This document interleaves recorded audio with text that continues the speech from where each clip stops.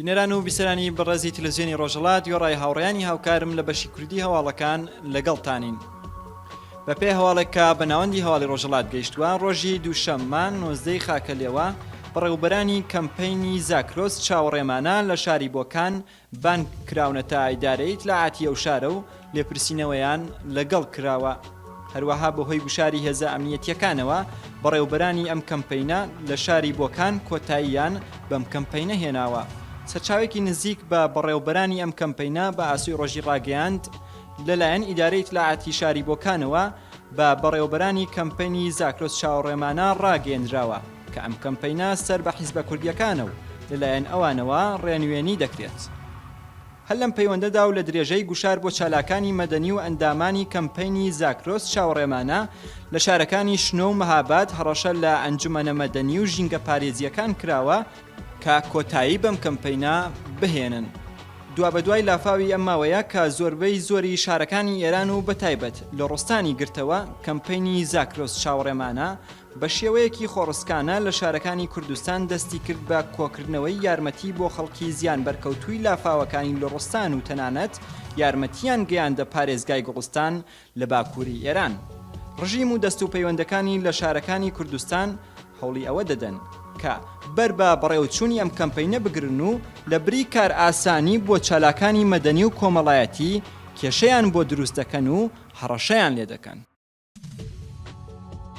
بە پێی هەواڵێکە بەناوەندی هەواڵی ڕۆژهەڵات گەیشتووە پێشنیوەڕۆی ڕۆژی سێشەممە 20 خاکەلێوە تەرمی لاوێکی خەڵکی شاری بانە بە ناوی تاهیر قادری تەمەن 25 ساڵ لە بەنداوی عەباساوای کێلە دۆزرایەوە. جێگەی باسان ناوبراو 3 ڕۆژە ون بووە. دوای گەڕانێکی زۆر بە دوایدا ئەمڕۆ تەرمەکەی دۆزرایەوە. پۆلیس ڕایگەیاندووە کە مەرگی ئەو لاوە گوماناییە و ئەگەری ئەوەی هەیە کوژرا بێت. بە پێی هەواڵێکە بە ناوەندی هەواڵی ڕۆژهەڵات گەیشتووە ئێوارەی دووشەممان 19 خاکەلێوە تازە لاوێکی خەڵکی گوندی نەروێی سەر بە شاری پاوە بە ناوی ژیار غەفاری کەوتۆتە ناو ئاو چاڵانەی کە لە شارۆچکەی مزەفەری پاوە دروستکراون کە پڕ بووبوون لە ئاو و خنکاوە. ئەم چاڵانەی کە دروستکراون لە ماوەی ڕابردوودا بەهۆی بارینی زۆری باران پڕ بوون لە ئاو و مەترسین بۆ سەرژیانی خەڵک و دانیشتوانی ئەو ناوچەیە بەتایبەت بۆ منداڵان و تازەلاوان.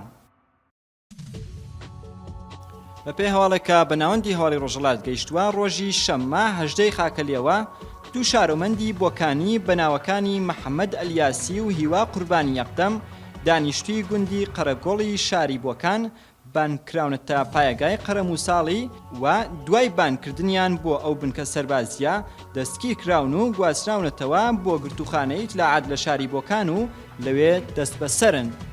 تا ئێستا هۆکاری دەستگیرکردنی ئەم دوو کەسە بە بنەماڵەکەیان ڕانەگەیەنراوە و تەنها یەکێک لە بەرپرسانی ئەو بنکە سەربازیەی ڕژیم کە ئەم دوو کەسەی دەستگیر کردووە بە بنەماڵەکانی ڕاگەیاندووە بە تۆمەتی پەیوەندی لەگەڵ حیزبێکی دژبەری کۆماری ئیسلامی دەستگیر کراون. بە پێی هەواڵێکە ماڵپەڕی ڕۆیتێرس بڵاوی کردوێتەوە دەستگای ڕاگەیاندنی فەرمی سعودی ئاماژەی بەوەدا سعودیا پێشوازی لە بڕیارەکەی ئەمریکا دەکات سەبارەت بەوەی کە سپای پاسدارانی ئێرانی خسوەتە ناو لیستی ترۆرەوە. سپای پاسداران وەک ڕێکخراوێکی بیانی تۆریستی ناوزەت کراوە. عەرەبستانی سعودی کۆماری ئیسلامی و تاران بە هۆکاری نەئارامی ناوچەکە دەزانێت بەتایبەت لە پرسی پشتیوانیکردنی ئێران لە حوسیەکانی یەمەن و نەئارامیەکانی یەمەن. عەرەبستان ڕژیمی تاران بە پشتیوانی سەرەکی ترۆر ناودەبات لە ناوچەکە. دەستگای هەواڵی سعودیا لە زاری بەرپرسێکی وەزارەتی دەرەوەی سعودیا بڵاوی کردەوە بڕیاری ئەمریکا جێبەجێکردنی داوا دووبارەکراوەکانی سعودیەیە لە کۆمەڵگەی نێودەوڵەتی و پێویستیەکە بۆ بەرپشتدانەوەی ئەو تیرۆرەی کە ئێران پشتیوانی لێ دەکات. پێشتریش بەحرین وەک یەکەم وڵاتی عەرەبی پێشوازی لەم بڕیارەی ئەمریکا کرد و هەروەها نەتەنیاهۆ دەستخۆشی لە ترامپ کرد لەسەر ئەوەی کە سپای پاسدارانی خسوەتە ناو لیستی تۆریستەکانەوە. ڕۆژی سێشەممە 9 ئاپریل نرخی نەوت لە بازاڕەکانی جیهان گەیشتە بەرزترین ئاست لە یەک ساڵی ڕابردوودا و نرخی هەر بەرمیلێک نەوت گەیشتە سەرەوەی 70 دولاری ئەمریکی کە ئەمەش بە بەرزترین نرخ دادەنرێت لە ماوەی ئەم ساڵدا. بەپێی ئەم راپۆرتەی ڕۆیتێرز نرخی هەر بەرمیل نەوتی خاوی برنت بە 71 دلار و 34 سنت مامەڵەی پێوەکراوە. هەروەها نرخی هەر بەرمیلێک لە نەوتی خاوی تەکساسی ڕۆژئاوای ئەمریکا گەیشتوتە 64 دلار و 77 سنت. تونترکردنەوەی سزاکان بۆ سەر ئێران و ڤنزوئیلا بەتایبەت دوای ئەوەی کە ئەمریکا ڕۆژی دووشەممە 8 ئابریل سپای پازارانی ئێرانی خستە لیستی ترۆرەوە هۆکارن بۆ چوونە سەرەوەی نرخی نەوت لە بازاڕەکانی دنیا. عەرەبستان ڕایگەیاندووە ئامادەیە بۆ شاین نەبوونی ئێران لە بازاڕی نەوتی دنیا پڕ بکاتەوە و بەربەوە بگرێت کە نرخی نەوت زۆر بەرز ببێتەوە. بینەران و بیسەرانی بەڕێز هاتینا کۆتایی ئەم گەشتە لە هەواڵەکان تا دیارێکی دیکە کات و ساتێکی خۆشتان بۆ بە ئاوا دەخوازم.